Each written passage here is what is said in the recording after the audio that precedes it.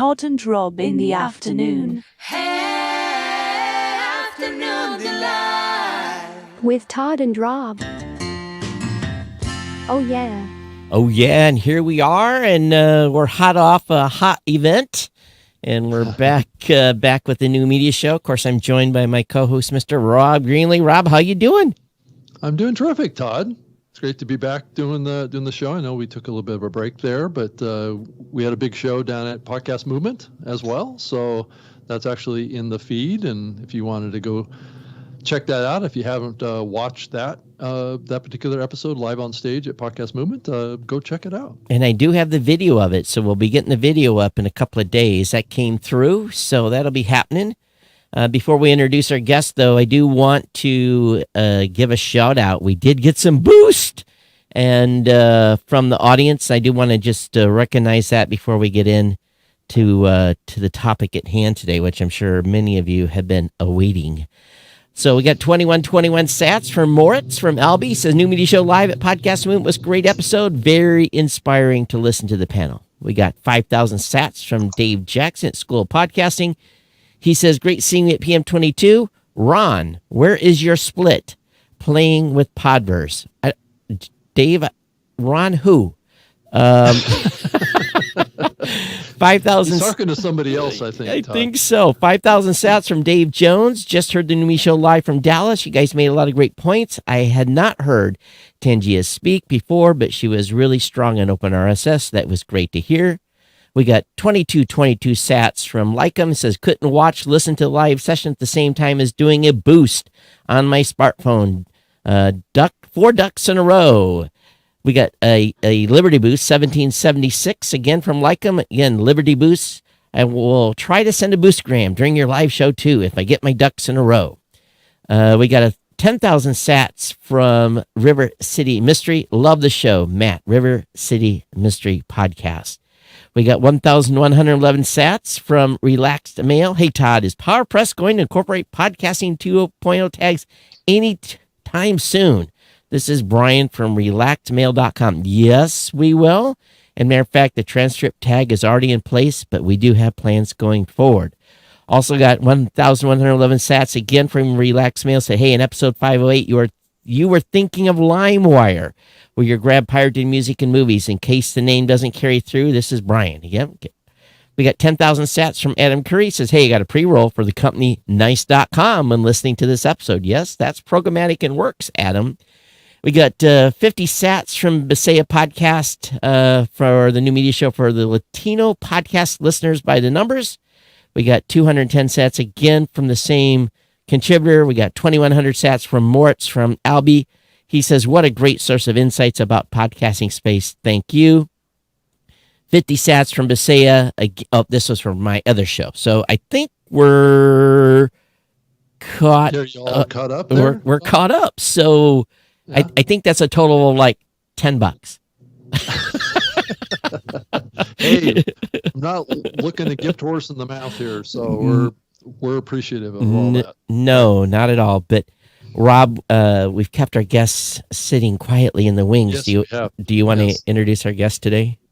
Yeah, we're lucky to have Mr. Dan Granger on with us. He's the founder and CEO of Oxford Road, and he's also a podcaster too. He has a podcast called the Media Roundtable. He's been doing for a couple of years, and he's been tapping into some issues in the podcasting space around podcast advertising, and kind of a little bit shades into what we're currently going through with Podcast Movement right now to some degree on these topics around people kind of disagreeing on what's happening in our culture, and trying to make sure that advertisers feel like they can advertise on shows and be confident about those. But Dan, thanks for so much for taking some time out. I know you're busy today and joining us. I think it's a great time to talk about what you've been doing with your podcast and with the Media Roundtable, and how that kind of collides with Oxford Road and people like Barometer and that kind of stuff. It'd be great to kind of give us kind of like a setup, and then we can grill you on all the details. Sure. Well, first of all, I appreciate you guys having me on this afternoon. It is I think it's an important moment for the industry, for the podcast industry, and for those of us that have been advocating for it for a long time. I think the events that happened, mostly online, as a result of Ben Shapiro's physical presence at the Podcast Movement Conference, I think it's brought us to an inflection point. I think this is a moment where our industry can decide that we want to find a way to be able to come together as an industry in spite of a lot of differences that are dividing people in this country in all kinds of different industries where people are just parting ways. They're no longer willing to work together. They're no longer willing to be consuming the same types of information. They don't want to go to school at the same places. They don't want to live in the same places. And this is the moment that our community has to decide, are we going to part company over our differences, or is this an opportunity for us to say, we can find a way to accept each other, even though we have these differences, and we can even engage each other and potentially become closer and better understanding of each other because of them.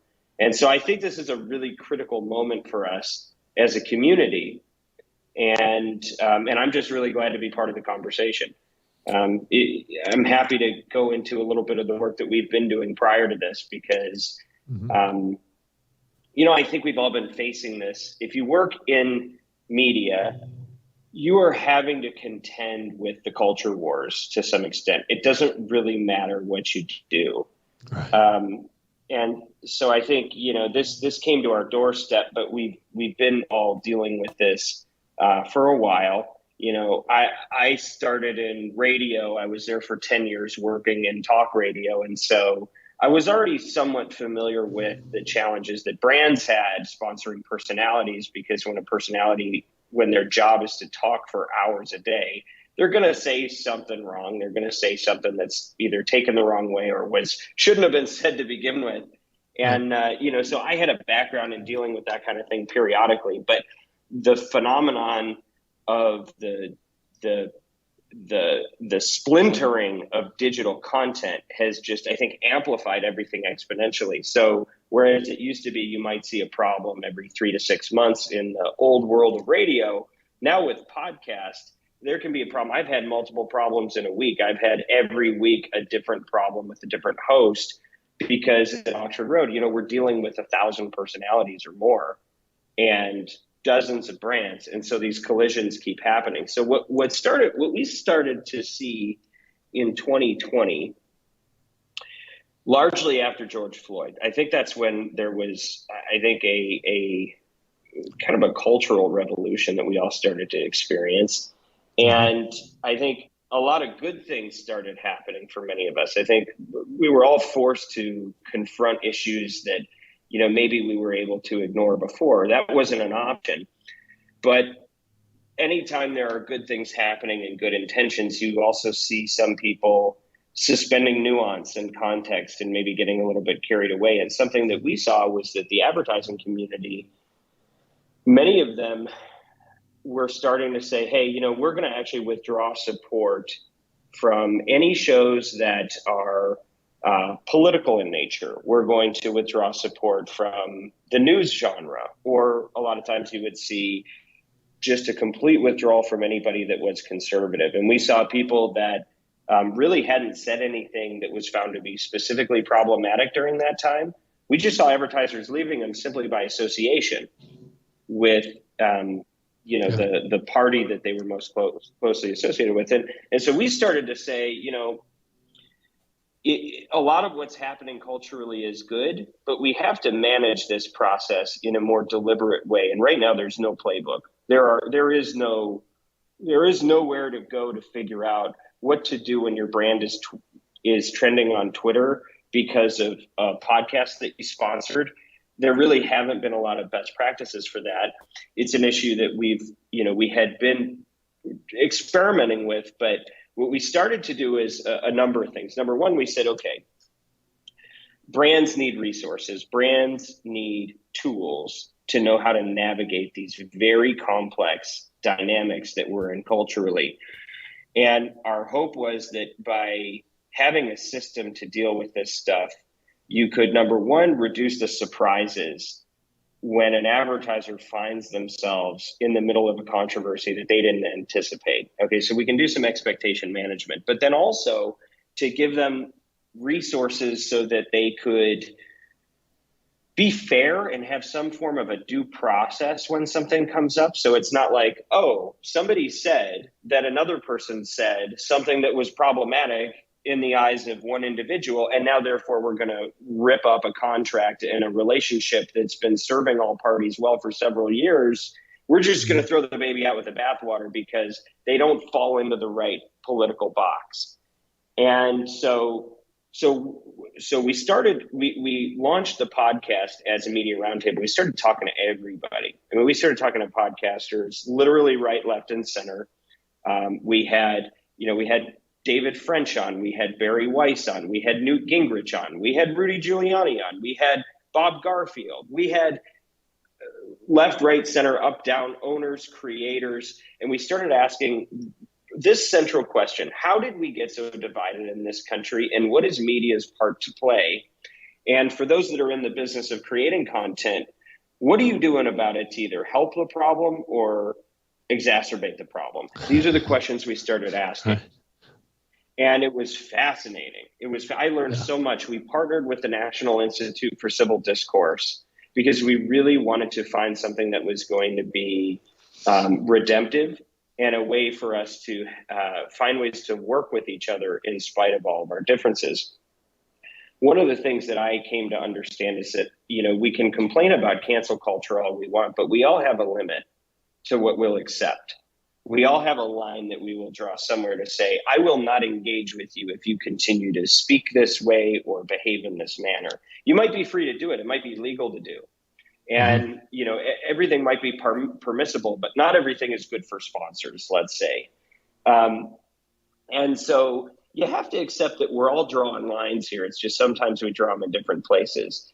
And if we can also understand that it doesn't have to be so binary. What I see happening in the community and in media is it really is a national problem. If somebody says to you, you're insensitive because you hold a set of views and they want to part company from you, what typically happens is the person that's been accused says, no, I didn't. You shouldn't feel that way. You're wrong. I didn't do it. And then everybody goes to their corners and starts throwing rocks at each other. But the reality is maybe you could have said it a little better than you did. Maybe you could have had a little more compassion and still held your ground on your core beliefs.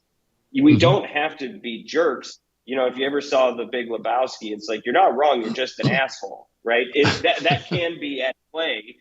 And we don't have to be so defensive all the time. Maybe there's something that we can listen to and grow from when these types of cancellations occur. So what we started to do was we developed a system to be able to evaluate a brand's preferences and tolerance levels for different types of what we would call brand safety and suitability issues.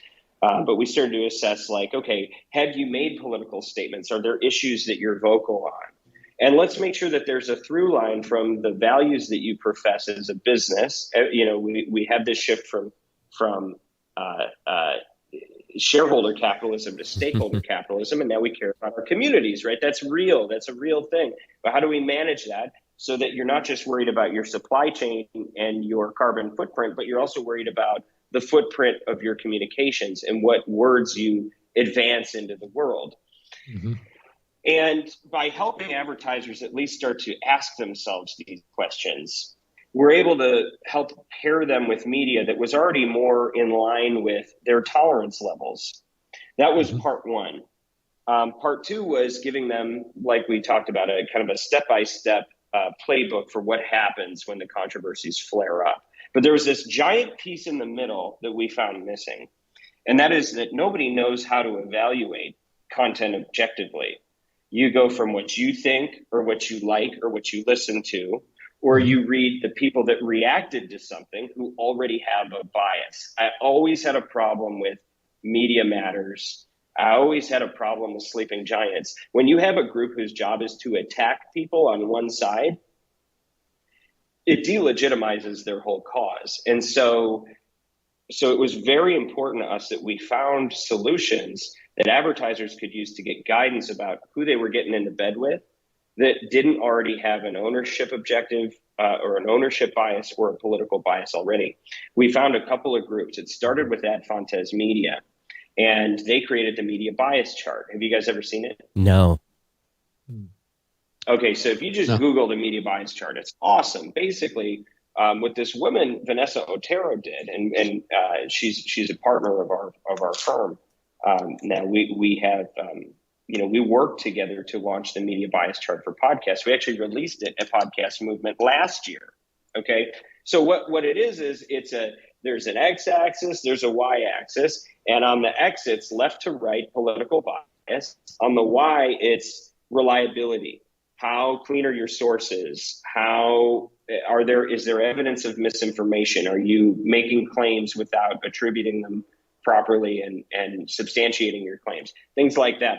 They actually use somebody on the right, somebody on the left, and somebody in the center politically who have to come to an agreement about a piece of content, and then they can score these things. It's a great tool, but they didn't do it for podcasts. So we worked with them. We partnered to create a bias chart for news and opinion content in podcasts. That was the first big step that we took. The next step we launched this year at the Podcast Movement. It was so ironic that all of this is going on as we're preaching ways that we can work together, right, and accept each other, but just deal in the realities that we find ourselves. The second thing we did is we partnered with a company called Barometer, who created if you've seen it, a brand safety and suitability tool for podcasts, where now we have over 1,000 podcasts in the system, and we can use the GARM brand safety and suitability attributes. An extra attribute that we have in there came out of the Media Roundtable, and it's tolerance. And we actually can use AI to assess how much, to me, it doesn't matter what we talk about. We should be free to talk about any topic we want, but do you do it in a way that positions yourself as us versus them, and our side is good, they are bad, they do not deserve their day in court? Or can you be fair-minded? Can you have a good faith discussion? Got it. And so we launched that at South by Southwest this year, and then we got out of our beta phase and showed kind of the whole thing here at Podcast Movement. And then ironically, I'm pitching this thing because I'm so passionate about it. Is like, look, we got to stop shutting each other down. We got to stop having this this outrage industrial complex where the attention economy. I'm stealing that, by the way. Well, I don't even think I came up with it. Please share. So you've got this situation where for the last 10, 20 years, the internet and all of its impact on media has caused us to start rewarding bad behavior. And my thesis on this whole issue is that we need to move the carrot from rewarding the loudest voice to rewarding the highest quality voices. And that we can actually do that not through regulations and not through cancellations, but through nutrition labels from objective third parties that can actually give consumers and sponsors more information about what they're affiliating with. And hopefully, just as companies try to live out their values, that will cause content creators to want to port those brands and to be more thoughtful about the wedges that they're driving in our society, so we can stop incentivizing the divisions. Because media is a big driver of all this polarization. So anyway, I'm going to shut up for a second because I've been going for a long time. But that's kind of how we came into this. But other than that, how was the conference? Let's just back up a second, and I'm just going to be kind of frank. It's been a kind of a weird couple of weeks, and my email inbox is indicative of those weird couple of weeks. And I'm going to be right up front, and I hope Rob will agree with me. We have been on this show purveyors of openness in podcasting, inclusion for everybody, diversity, the whole nine yards. When podcasting started in 2004, let's be frank, it was pretty much, with a few exceptions, mostly a white male dominated space.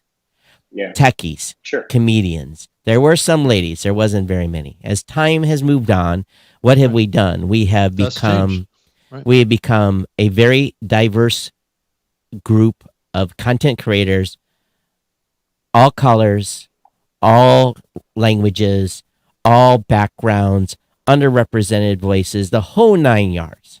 And I get emotional about this because I'm very proud of where the space is at from a creator standpoint. And it stresses me to no end to see this all of a sudden, this decisiveness and split and controversy, and it's exhausting. And all we want to do is give everyone a voice, and this is the last bastion. I've said this 1,000 times. Podcasting is the last bastion of free speech. It truly is. Anyone can create content, whether you like them or not, and they can have the ability, because of an RSS feed, to be able to put their voice out there. Now, you have repercussions if you say something you shouldn't, and you can be held accountable for those words. That all goes with the space. Yeah, it's always been there. Right. But the simple fact that we can have an open, no one tells us you can't. There's no news organization that can cancel us. There's no gatekeepers in this space. And if we're going to have DEI in podcasting, we have to be very big on the capital I. And we have to make sure that this space is inclusive for all, regardless if you don't like somebody. And my company serves every type of podcaster. Every type of podcaster. I refuse to choose sides. I'm not going to do that, because this is not about choosing sides. This is about allowing people to have a voice. Right.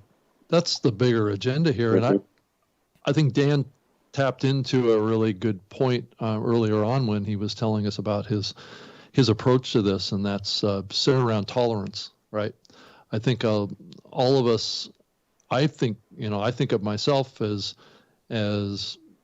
being accepting and tolerant of other people's thoughts and opinions, and sure, I have my own and they have their own, and we can respect each other on that. And I think that's where it feels like it's going a little too far, is the lack of respect for each other, and the tolerance is certainly and obviously trying to stop people from being able to express themselves is also against what this medium is about. And it's always been about that. So I think Todd and I are very consistent in our thoughts on this. I mean, I don't see anything that's really changed. I think that there's a few voices out there that are trying to foment division. And I think that they're in the minority, and I don't think that most people want to think like that. But Rob, at the same point, that's happening. But Rob, right at the same point, I can't walk in someone else's shoes. Right. I don't know what they've lived and experienced. I can only listen to their opinion and what they feel and how their reaction if they feel is. hurt.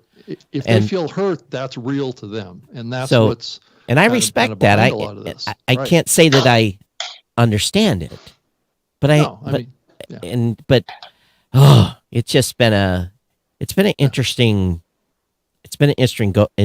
go around, and it's too bad, really, to be honest with you. We come together as supposed to be this open and wanting to share ideas on how to grow shows and how to build audience and how to reach the goals that each individual content creator has, and this just put a whole axe in things. Well, and I guess, Dan. So where do you guys think it goes? What's from your here? thought? I mean, has it really done that yet, or are we past the tipping point here? I don't know. I think that there's a lot of importance in what podcast movement does next. I was pleased on Friday I found out about this on Thursday when I was leaving the conference, and I immediately went and did something I don't normally do, which is just start ranting on social media. I don't typically approach it that way. But I thought this was a bridge too far. I thought this was over the line, and I didn't know who else was going to speak out about it, but I felt an obligation to say something. I was pleased that I have found a lot of people raising their hands and saying, we support your approach, which is not to say you have to agree with Ben Shapiro on anything, right? Right. You don't have to agree with him on anything. That's right. You can think he is wrong about everything he has to say. That's fine. Yeah. But I think that there is consensus. I have found with professionals, okay, look, on Twitter, you get too far into it, you're going to find somebody that hates everything, right? But in the professional community that we serve, I have found a consensus. The people say, yeah, they didn't do this one right. This was not handled in an appropriate way. And I think that was an indicator to me that there is hope for our industry.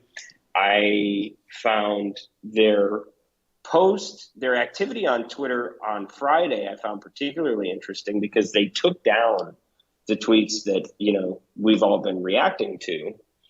And they replaced it with a statement that seemed very, very open, very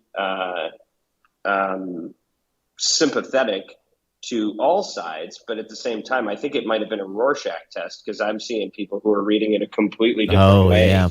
Where their replacement posts, I thought, when they're talking about accepting people and diversity, I thought they're saying, okay, that includes thinking, that includes thought. And I appreciate that they actually retracted to an extent what they had said before. So I thought, okay, maybe there's hope here. Not everybody's seeing that way. And I think they've said so little that it's all open to interpretation what their game plan is going to be. One of my big beefs with them, I'm like, look, if you want to have a podcast conference and you want to limit your group of who gets to participate to ideology, people that think a certain way and don't think another way, you want to take people who think like half of this country and exclude them from this conference. God bless you. It's your privilege to do that. Please tell us before we show up that is what you are doing. Please let us know where you stand on these things, because every communication from Podcast Movement never led me to believe that was going to be an approach. And frankly, we all saw that they sold the booth and then they, ostracized the guy that they sold it to. So I think that there's no illusions here that this was a really well thought out plan. They reacted to something that was reacted to by somebody else. And through a series of reactions, they got themselves in a bunch of trouble with everybody. Now everybody hates them, right? Or for the minute, right? Now, I know that. Yeah, go ahead. No, go ahead. Well, I was just going to say, so look, it's hard being Podcast Movement because you can't please everybody. And I think my assumption is the reason that this even became an issue is because they had good intentions and wanted to be compassionate toward people that maybe society hasn't always been compassionate towards. Right. And I think it's helpful if we can just pause and honor that, but also say, yeah, but you really blew it on the way you executed it. You didn't stick the landing here. You had good intentions. Let's talk about how, as serious professionals who are serious about this industry, we can reboot this thing. Or if you want to be if you want to be a group of ideologues who only accept people who think like you do, then just say so and then do that, and we'll all go about our business in new ways. I am going to be a part of a movement in podcast that is not limited by what one group decides to do or not. The movement that I am going to be a part of, and as long as I've got the reins at Oxford Road, we will continue to push down this path, is one that is accepting and tolerant of people with different views, and that actually see differences as an opportunity for us all to grow. I don't think this whole concept that we're working with in America, I don't think this experiment works if you don't have give and take from people with different perspectives. I think that's the foundation of the whole thing. You do away with that, it's over. So for me, I'm going to continue to advocate for reaching across divides, and for when we come together as an industry, for celebrating differences and treating each other with respect within our community. If they don't want to be a part of that, I'm sure somebody else will, and I will be at the front of that new movement that needs to be created. It's really on them, though, how they're going to deal with this. Yeah, and that shouldn't be seen as taking one side or the other by trying to be open to everyone. And that is, I think that's the danger of what could happen now, is that people are advocating even taking a neutral position as taking sides, and that's distorting reality is what it is, and I'm concerned about that. Dave Jackson posted something that was covered in James Cridland's newsletter on Pod News today, and Dave did a good job in the post that he put up, and I think there was something that says leave the politics at the door, and I think as a youngster, there was like things you didn't talk about. You didn't, like, if you're in a group, you left politics off the side. You just left the politics at the door. If you're at a social event, you left politics. There was other things too. There's like three things. I don't know, it was politics, sex, and something else. You just, those religion. You left those at the door to have a good social discourse. And you kind of knew, like, I even remember when my grandfather, he used to play devil's advocate sometimes. He was a staunch in his political party. He was very staunch, and he'd be around a bunch of those folks with the same ideology, and he'd play devil's advocate and flip the switch on everybody, and it always baffled me why he did that, but it was for a good conversation. And I don't know, it's just, it's troubling. It's really troubled me significantly here, and I've been pretty quiet about it, and because it's almost, you're damned if you do, damned if you don't. And it's a situation where, as a content host, as a podcasting host, we work with everybody, and my team, it doesn't, we don't care what their content is, as long as it isn't I'm going to kill you or racist, or if as long as it falls within our terms of service, come on, we want your content. We want you to get your voice out, and I know. Well, by the way, that's an interesting point about terms of service, because you can change your terms of service. You're free to do that, and Podcast Movement can change their terms of service. Right, that's true. That's true. But not after the fact. Not when the guy just walked out of your building and you took his money. Right, that was the poor form part.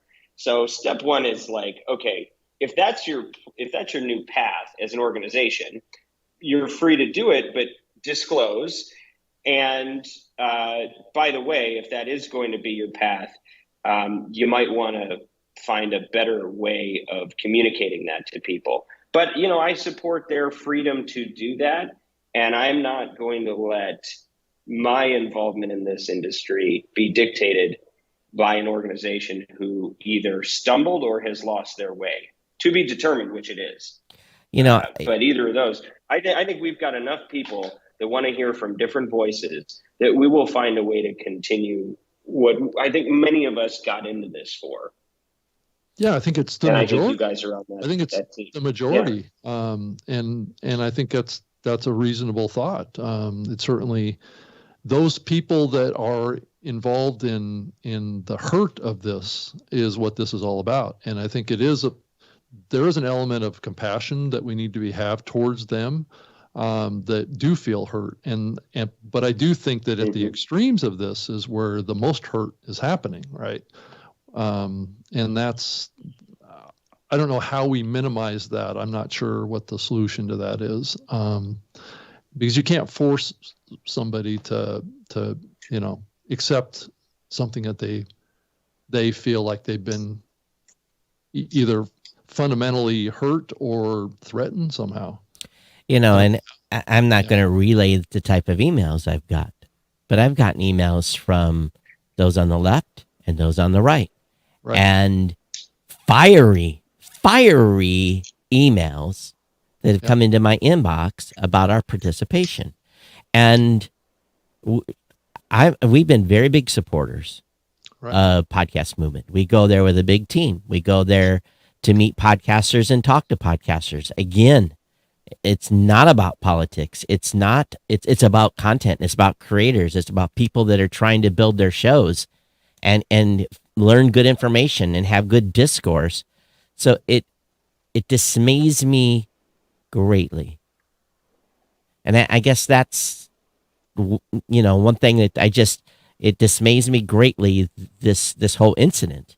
And if I was, I don't even know, God forbid I ever get put in this position, but I think they need to hire a emergency PR team that's going to help them and some sort of outside source to come in and say, herein lies the concern, and let's get back on track. I just hope that they're able to do that. Well, in the event that anybody there is listening to this, I'm gonna do a plug for Bob Bordone and the Cambridge Negotiation Institute, because one of the first things we did with the Media Roundtable was say, hey, these things get dicey really quick. How could we find some sort of outsourced ombudsman or somebody that could come in and mediate these types of situations? Now, the typical application isn't quite this, but it's very similar. Advertiser has a relationship with a host. They sponsor them sometimes for years. Host says something that is not received well. Advertiser gets blowback. Now, what is advertiser to do? Our recommendation at Brands was, first thing you do is hit pause. You don't hit cancel. You don't terminate. You don't make a statement. You pause and you start fact-finding. But then we wanted to create an opportunity for somebody who is actually trained to mediate these types of situations to come in. And these are Harvard negotiators who deal with complex interpersonal situations where you have to have a mediated solution that deals with multiple stakeholders. It's complex stuff. We genuinely made a partnership with them so that anybody who wants a resource to navigate this type of thing can go to them. So there are third parties who can do this sort of thing. We found them. You can go to MediaRoundtable.com and contact them, or contact us and we'll get you in touch. And there's no cost to us for that. You'll have to pay for the time. But these things need to be managed a little bit more thoughtfully than they have been, because it just feels like reaction upon reaction. Right. And then it's like keep digging a hole. And McCoy's. Keep digging a hole. Right. Right. And I mean, are these people skilled at creating conversations with online communities in this process? Yeah, I mean, I think that I think there's an industry around this. I think the applications vary. There's also groups like Braver Angels, who are all about depolarization and creating communities that can talk about difficult topics in a way that is actually edifying and doesn't tear everybody apart. Like I said, the National Institute for Civil Discourse and Common Sense American, what they started doing is they started finding political issues where maybe nobody knew it, but there was a lot of agreement on two sides of an issue, or on the left and on the right. And they got them to come together and start writing legislation that everybody can stand behind, because there's a lot of opportunities for collaboration across the aisle. People don't know about it. It doesn't get any attention. So there are a lot of groups that are working on these problems. And I think that, part of it is just being able to talk about it and say, that's okay. We're all dealing with this on some levels. We're dealing with it at Thanksgiving dinner with our families. We're dealing with it at parties and at sporting events. We're dealing with it at work. We're all dealing with it at work. And even whether a podcast is recreation or whether that's your profession, we're now dealing with it here. But we have to square off with these things, and we have to face them head on, because, there are all these mini there's all these mini secessions happening where people just say, it's not worth it. We're going to go our way, you go yours. We're going to not only disagree with each other, we're going to judge each other, and we're going to stop engaging. And that's why you get Jeremy's Razors versus Harry's Razors. That's why you get Truth Social instead of everybody coming together on Twitter. And my fear for our whole society, for our democracy as we understand it, is that it is predicated on the idea that we can share space. And if we have to create red pipes and blue pipes and red products, and you either drink Starbucks or you drink Black Rifle, you don't get to, it's not, there's no common ground with any of this stuff anymore. I think we're going down a bad path. So for me, I think it's very important as an industry that we make a statement that we can demand values and respect for each other. And we can define that in terms of what we're going to allow in group settings. But I think that we have to choose as a community that we're going to advocate for not only to allow people with differences, but actually to desire that different voices would come together from time to time and find ways to collaborate. I go back to, and I probably have never told this story. I go back to 2005 when I formed the Podcast Awards, and I created an LGBTQ category for the Podcast Awards, and I was asked why. And the simple response, actually my aggressive response to that was, this is one group, a community that has had no voice, has been at the time, the mainstream. And in 2005, we're living on a different planet. And I'm like, Why not? They have embraced podcasting. They're coming out creating great content for people that their voices have been squelched. So and I don't have a conservative category. I don't have a liberal category. Mm-hmm. I have categories about content and people. And this outrage industrial complex that you refer to is maybe, I don't know what the solution is, if there is, but.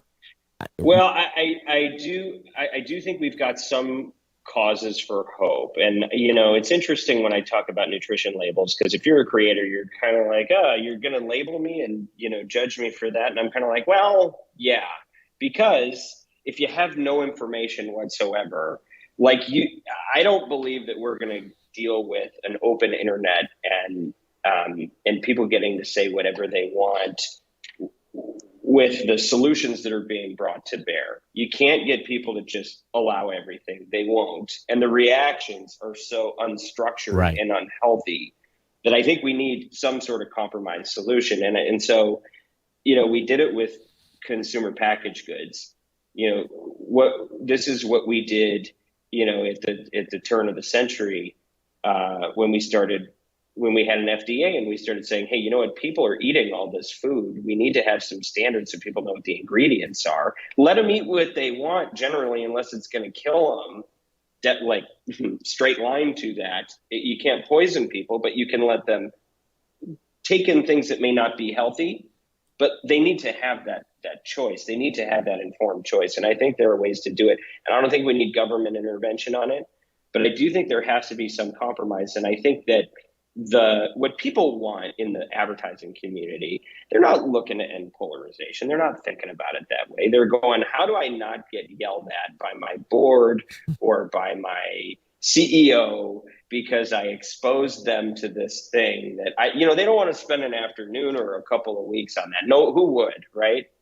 But because we're now as an industry moving towards these brand safety and suitability tools, there is starting to be more awareness of what it goes inside of the podcast. What are those ingredients that make it what it is? And I think that the people's need to protect themselves from bad surprises and people's need to get money is going to force them to start behaving a little bit differently. But my hope is that while we're doing these very pragmatic solutions that should turn the temperature down a little bit, that we don't forget why it's really important that we do it. And it's so that we don't have our right to speak freely unnecessarily limited. The solution of deplatforming, forget it. Yeah. Well, and also, it seems like everyone is scared to talk about this topic. And all that does is foment of an environment that creates more toxicity. If nobody's talking about it fairly, I think where the issue is, just like what we're doing right now, I think this is a classic example of fair and open discussion that isn't pointing fingers at either side. No. It isn't accusing anybody of doing anything wrong. All it's doing is talking about the culture of the discourse, right? And what we're doing amongst each other that is not helpful to anyone, right? And that's what the industry needs somehow to have leadership like that can say it's okay for people to talk about these topics, but not feel like their business and their very livelihood and their existence is under threat. And that's the problem. And if you as an individual hate someone's guts, don't listen to them. Right. And it's a, it's a difficult, and to be honest with you, the advertisers on brand safety, I don't care about that part. I know you do. What I care about is content creators having the ability to say what they want anytime they want to say it within their own knowledge that what they say is going to be judged and is going to be commented upon, and keep the space open. And I know it's. No, go ahead. Sorry. No, I hate to break it down and make it that simple. It's much more complex, obviously. But in the end, go ahead. No, well, I am in full agreement with you. Speech is what we need to protect here. And, people say that social media is not a public square, or podcast is not a public square, so it doesn't always apply here as some of the thinking. But it's like, we were all locked down for a long time. We were not allowed to go in public. So if this is not a public square, what is? Right. Exactly. I genuinely believe that you don't have democracy without free speech. No, you totally do not. Believe that. But I think that we also have to look at, we've got a unique set of problems here when people can say anything to anyone, it gets amplified. Now, if you go back and look at the history, misinformation is not a new thing. Benjamin Franklin was doing it before America was a country, and in pamphlet wars and people saying whatever they wanted about each other. Our founding fathers did it to each other. That's fine. We're going to try to nip that in the bud the best we can. But, to be able to say anything to anyone in a public venue is a hard challenge. And so I don't want to see freedoms limited, but I do think there needs to be more due process in how we deal with things that people say, and proxies for our justice system in our commercial application. Because if you don't have some system, if you don't have some standards and practices for what a sponsor is going to put their money behind, right, then the whole thing becomes unruly. And what people do is it's McCarthyism. You get guilt by association. They throw the baby out with the bathwater. And if you look like somebody that thinks a certain way, or what you said might be taken to mean something that could be painted in a certain way, then you don't have the right to exist there anymore. And we can say anything about you or do anything to you, and that's okay. And that's where I see everything going. So I think that there does need to be some good faith effort on the part of the industry to say, we're willing to stand accountable for what we say in appropriate ways, and to be commercially incentivized or disincentivized to say things that are seen to be, loving or kind or unkind. But I think it's to protect the freedom to get to say whatever you want. Right. And so that was my conclusion. Yeah, I think that the institutions or the organizations in this medium need to hold themselves to a little higher level of in their communications, externally too. I think totally. That's a lot of where the mistake was made here, was the emotional nature of an organization's response. it was disproportionate. Reactions. And I think too it's one of those situations where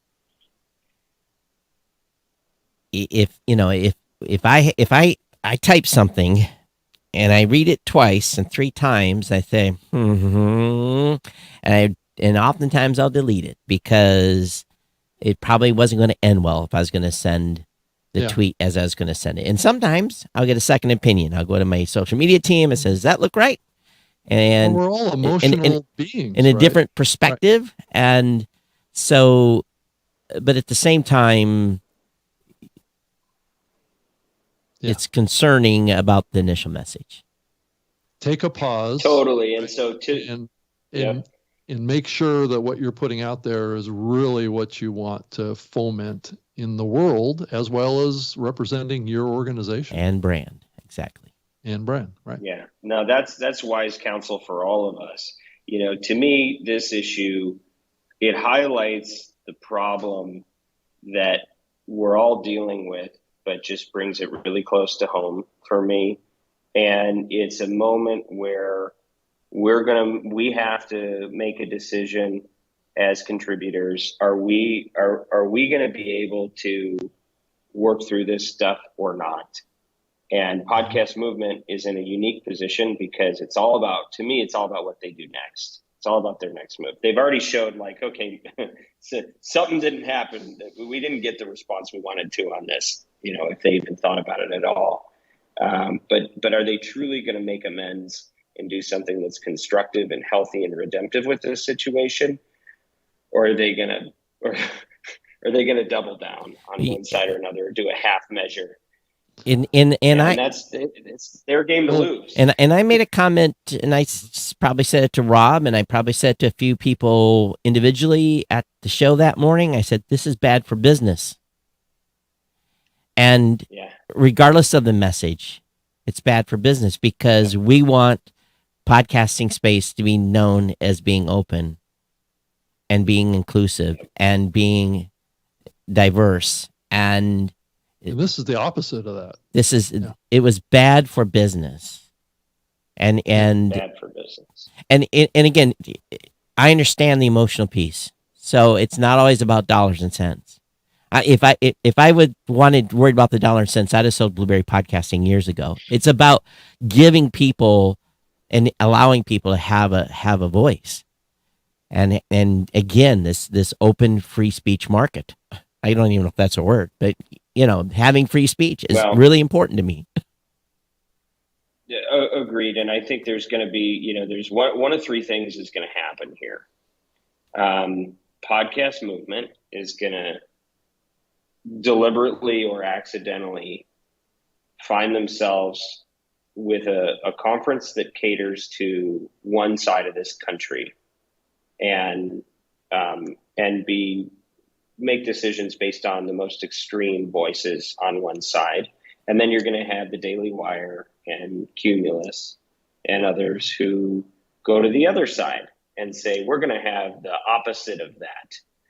Or Podcast Movement is going to say, no, we're going to hit reset on this thing. And we're going to go back to what we told you we were going to do, which is honor diversity, including of thought and political ideology. If they don't do that, we will. So it's not over for the industry. No, it's just not at all. It's just sad. It's just a bummer.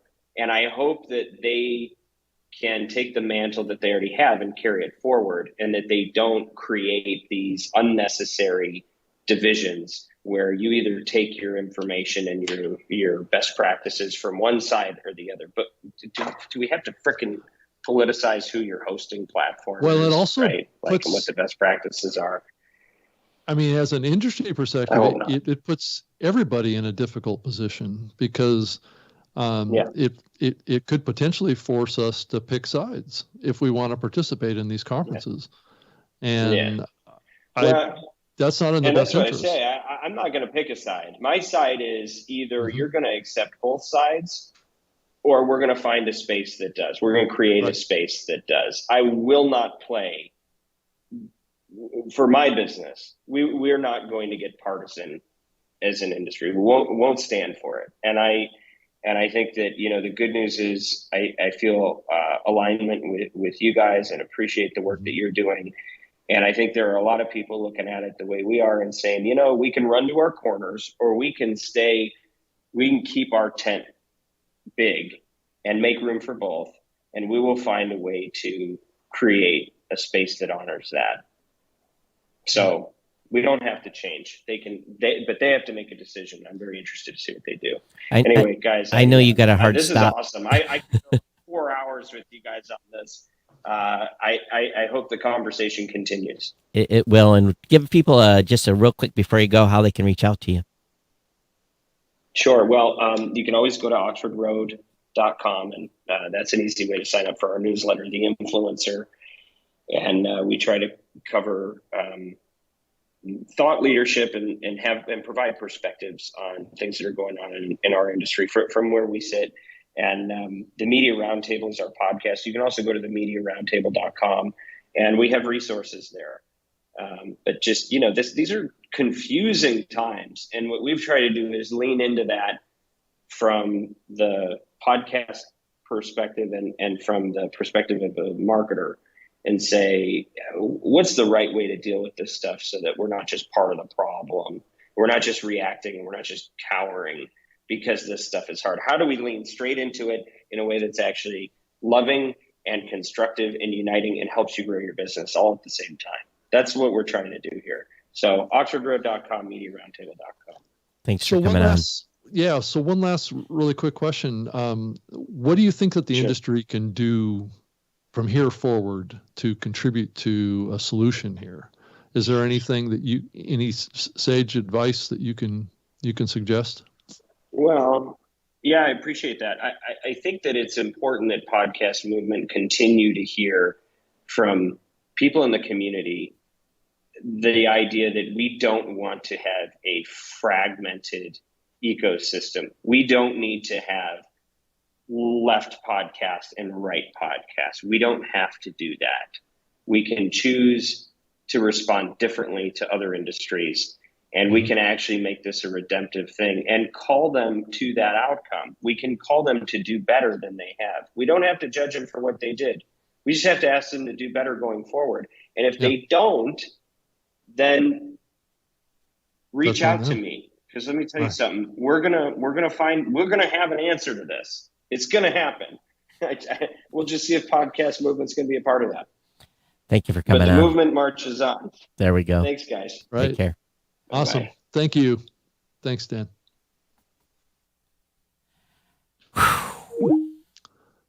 Yeah. It's been I've struggled this past week, Rob. Yeah, I think that there's good reason. I have as well. Trying to make sense of it all and trying to make sure that the choices that I make are the right ones as well. I mean, this forces all of us to,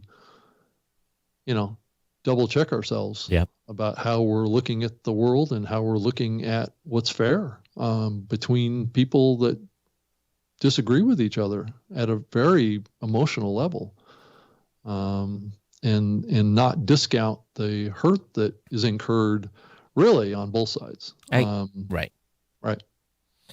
And it's very easy for me to say, oh, let's just be inclusive for everyone. Let's be diverse for everyone. It's very easy to say that. Now it's more difficult to actually, what is the path? But a lot of people are scared right now. But I don't have to defend right what my business has done.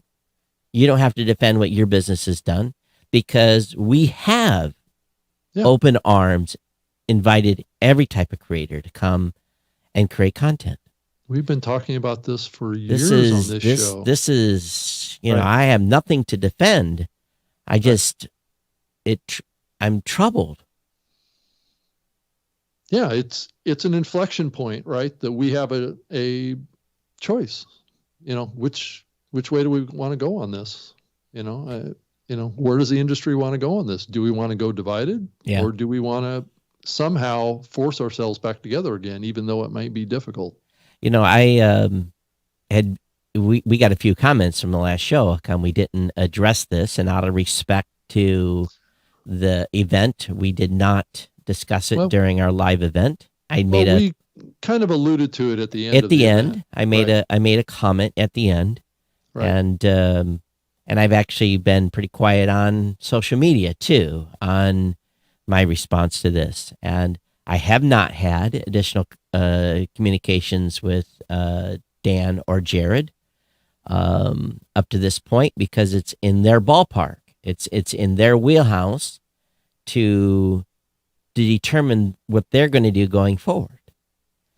Though I think they are representatives of the industry, and I do think that industry people at all levels need to contribute to this discussion as much as possible, because those folks shouldn't be doing this in isolation. They shouldn't be doing this without, even if it's private communications, there should be feedback that's flowing in there, so they know, Podcast Movement knows, that what they're doing has support out there, whether one way or the other. The feedback that I wrote up, that I went over thoroughly with my team, I didn't send because I felt still I was too emotional. Yeah. And didn't want to send an email that would do more harm than good. So that's why that's why at least my company has not had a further discourse. Yeah. Now, if Dave and Dan and Jared wants to have a conversation one-on-one, I'm happy to have a conversation one-on-one with them. But my speech here today doesn't represent my employer. Right. These are my views based on 18 years in this medium. I agree. Yeah. And though there may be some, because of who I work for, there could be some assumptions that this is Lipson's policy, but it isn't necessarily Lipson's policy. Lipson wants to be inclusive of everyone. All you have to do is go look at the terms of service that we have, and we're all about free speech. So trying to exclude people based on what they put out in their podcast is really not what we're about. There's been times when some questionable content has come across, and sure. we've had to take a look. But that's guided by our terms of service, and it's guided by the law. That's right. Right. It's not guided by some emotional response that any of us have. That's right. So, right. And I understand the emotional response. I do. It makes total sense. But it doesn't always make for people being able to live together. Right. Wouldn't it be wonderful if we all could? Yeah, well, that may be too much to ask, Todd. Yeah. I think there's always been conflicts between humans. And I think if you go back in the earliest histories of human existence, there hasn't been always a lot of cooperation. So there's a long history of fighting amongst humans. No, that's it's true. A little bit of it even still going on right now. Right. Outside of this series of events. So maybe we are expecting a utopia of sorts, Todd, that may not be realistic. But I do agree with Dan, and this is why I brought Dan on, is because Dan was the perfect voice for the moment. And this is, his exposure to the podcasting medium, his exposure to his podcast that he's been doing for a couple of years about dealing with brand safety. And because this is also, if this gets out of control, this is also going to impact the advertising industry too. Absolutely. But again, I'm not so concerned about that. Yeah. What I'm concerned about is creators cooperatively working together to build this space up. Well, that's what you and I care about. But and here's the thing: when we're at the event, I don't know. I know you as a creator. Maybe I know your gender bias or whatever the. And I probably used the wrong term there. It doesn't matter to me, Right. I can accept whatever decision that you make in your life that's relevant to you. It's none of my business. Why would I, Right. And we're here to help creators succeed, And whatever content, I talk to you do too. I talk to a lot of creators every week, all kinds of backgrounds. And actually, Todd, to a lot of the people that I've talked to over the last probably 4 or 5 days, not that many people are really caught up in this. That's true. So I think we need to, we tend to think that this is a big threat to the podcasting medium. I don't think it's a threat. I don't consider it a threat. Right. And I think that there's a danger of overblowing the significance of this. That's true.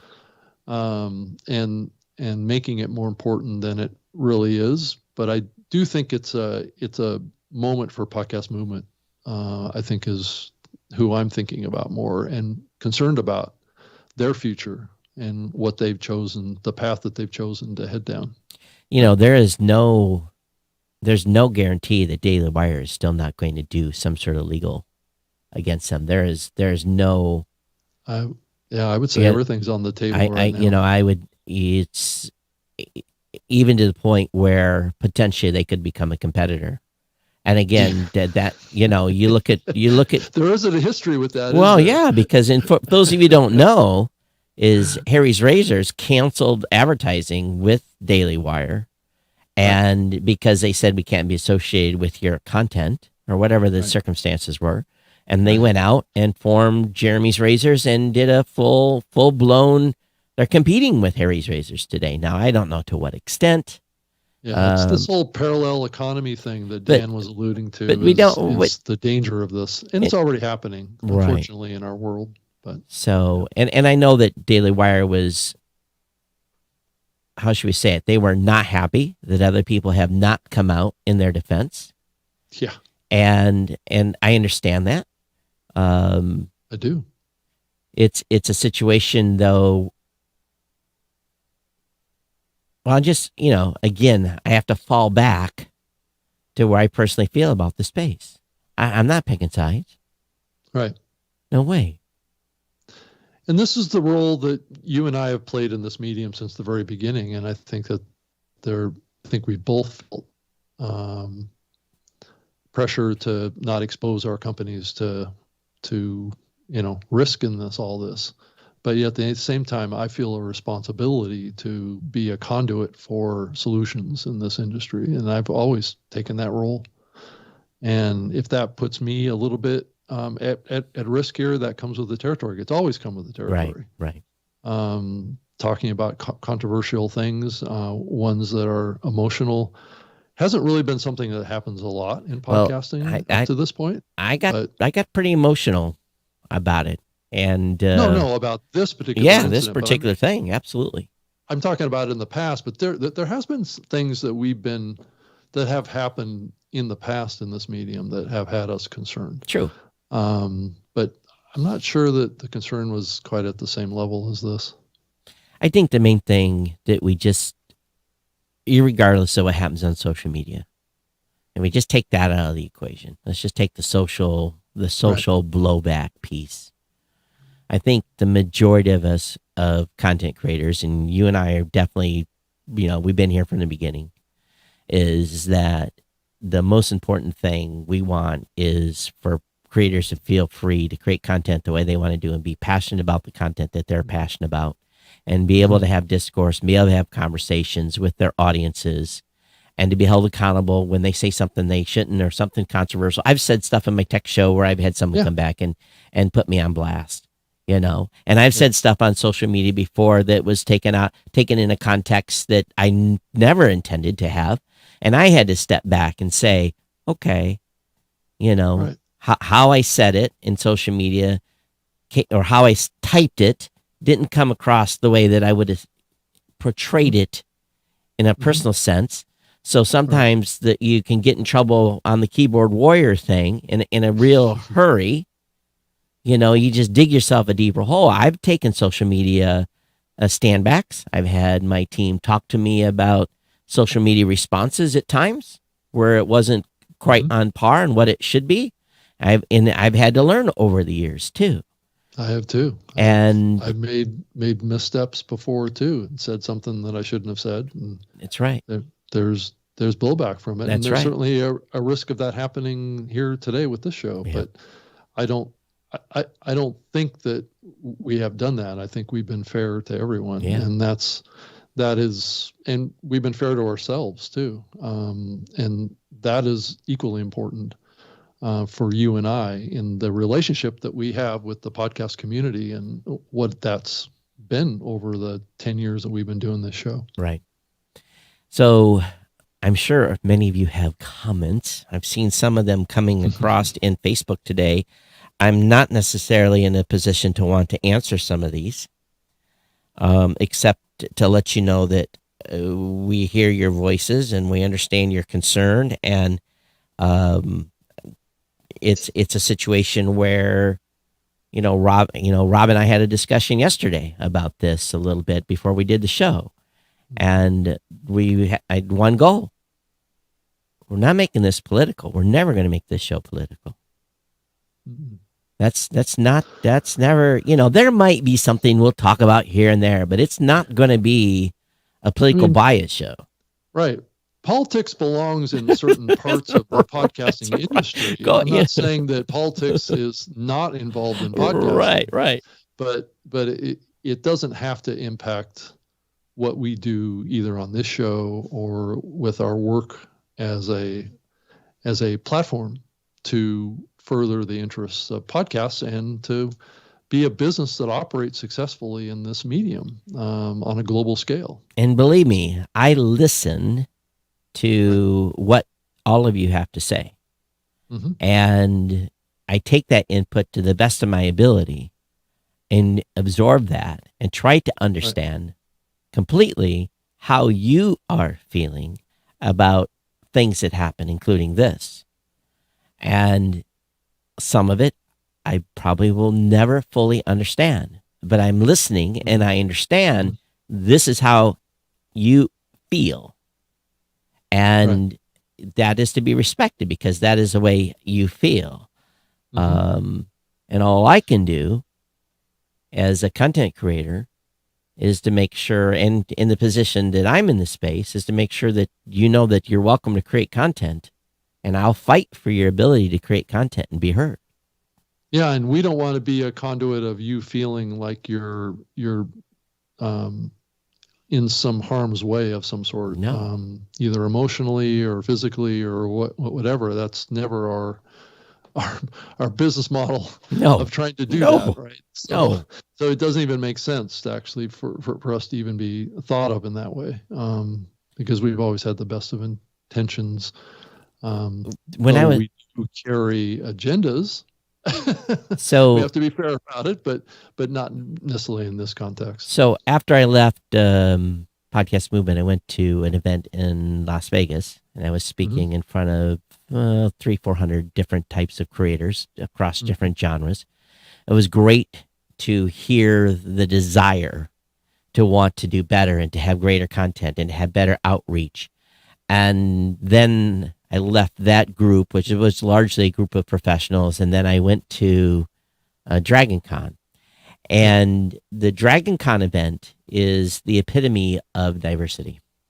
Doesn't matter, young, old, white, black, young. It's everything. And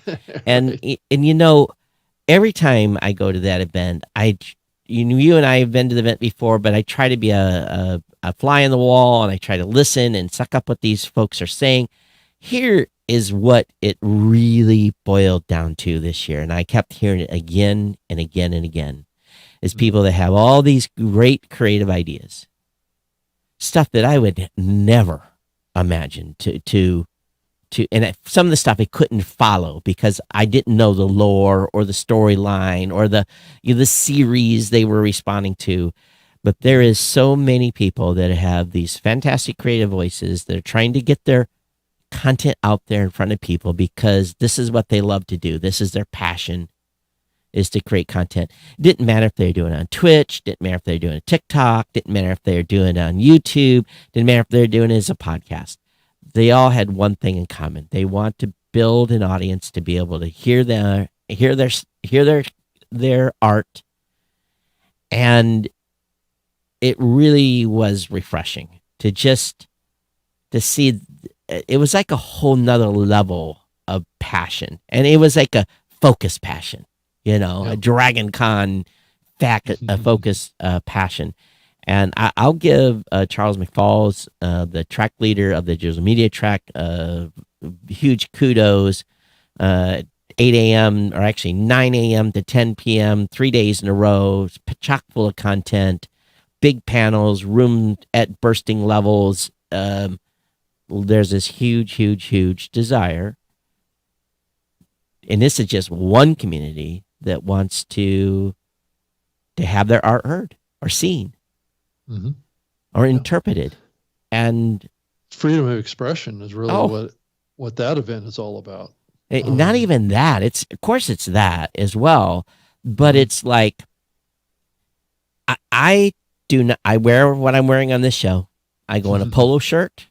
I don't try to be a poser. I don't wear nothing Star Wars or Star Trek or anything. You didn't wear a dinosaur suit this time, Todd? I don't wear a dinosaur suit. And there was only one dinosaur there, but there was people that there was. Wow, that's disappointing. There was but people, thousands and thousands of different. It was just amazing. Watch people come off the escalator and just like be wowed. And then things really get crazy after about 8 p.m. at night. And then either more crazy costumes come out. But it's just this, they're a big party. They have a lot of fun. It's like no one's there to judge. That's something too. There's something to learn from that. No one to judge. Right. And I think that's what it boils down to. There was no judgment at that event. Yeah. And I'm sure there was jealousy about great costumes and great cosplay and everything else, but it just had this, this good vibe. And and I guess if you've never been to a con, Comic Con or Dragon Con or whatever type of event like that, it might be worth you, as if you've never attended, just to go on and hang out. And if you want to get in cosplay, that's great. If you don't want to be a poser and just show up in a polo shirt like me, then that's great too. But I think it'll give people some perspective, because there was people there that were in some pretty outrageous costumes that I thought, wow, that was pretty risky to wear, and put a smile on your face. So I don't know, just a whole different level of freedom. And I think that's what we got to have. It's what we need to make sure stays alive in this messaging, is the freedom to do what you want. Yeah. Freedom to express, freedom to share, freedom to create, whatever art. And that's really what podcasting is a form of art. Yeah. So express yourself out there. So, but anyway, Todd, I know this was a pretty heavy topic show today. Yeah. Well, let us know how we did. The comments so far says we're balanced, so thank you for that.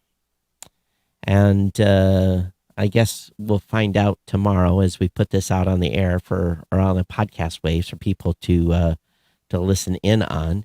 Yeah. And Dan and Jared, if you've been listening, I hope that you understand we've done this with the full recognition of hopefully that you're listening to the community, which I know you are. Right. And I just wish the best for the community in any potential healing here that can be accomplished. For many, though, Todd, there's no healing to be done. So it's just for people that care about this particular issue. And we. So are you saying that some there's no healing because there's no foul, or there's healing because they didn't even know that? They didn't know it happened. Right. So they don't think that anything. See, I think we think that the whole industry really follows industry news. But right. I don't think it does. Right.